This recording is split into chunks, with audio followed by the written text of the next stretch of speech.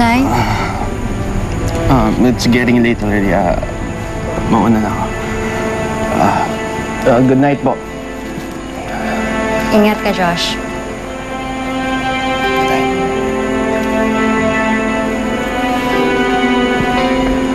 Well, guys, since it's Phoebe's last night here in Manila, I think we should all head to Club de Marquis. Can we go some other place? Kadiri, rep ng club na yan eh. Di ba doon na-OD si Natasha Alcantara, di ba? Oo nga pala. Doon na nagpalinzilohan ng gaga. I saw that girl in the paper. What's her name? Diana ba? Yeah. Seems like Josh is still dating her. I wonder what he saw in her. Well, I guess she's pretty. Pretty cheap. That's true. You're leaving tomorrow, right, Phoebe? So what? Your boyfriend's gonna be taking a ride, so... Oh, wait a minute, where is he anyway? Ba't di mo siya kasama? Yeah, that's right, you're single. Alam mo, parang daig ka pa nga nung babae sabi mo cheap eh.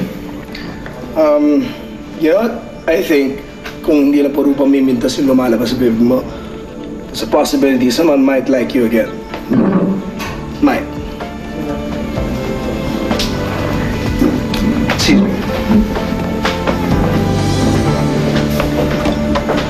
Always defending that.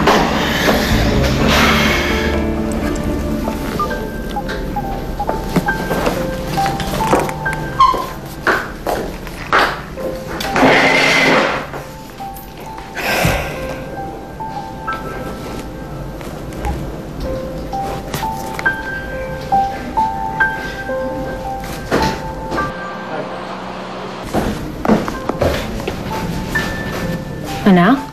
Nay. Bakit di ka pa natutulog? Titingnan ko yung Facebook ni Juliet. Paano mo nakita? Dito sa PLDT Telpad. Aba, ito ba yung boyfriend ni Juliet? Ang gwapo, no?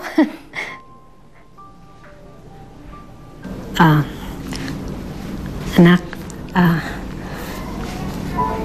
ayoko sanang makialam sa inyo ni Josh. Hindi ko sinasadya yung nakita ko kanina. Wala yun, Nay. Diana, huwag ka na magkaila. Halatang-halata sa mga kilos at pananalita mo na higit pa sa kaibigan ang tingin mo kay Josh.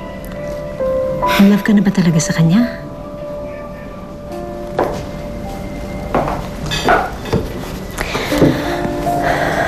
Anak, hindi naman kita pipigilang mahalin ang taong nilalaman ng puso mo eh.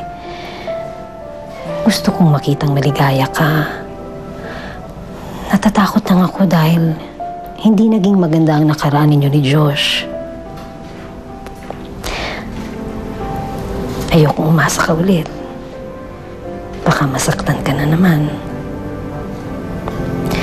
Kaya bago sana mahulog ulit ang loob mo sa kanya, tanungin mo muna ang sarili mo. Mahal ka rin ba niya?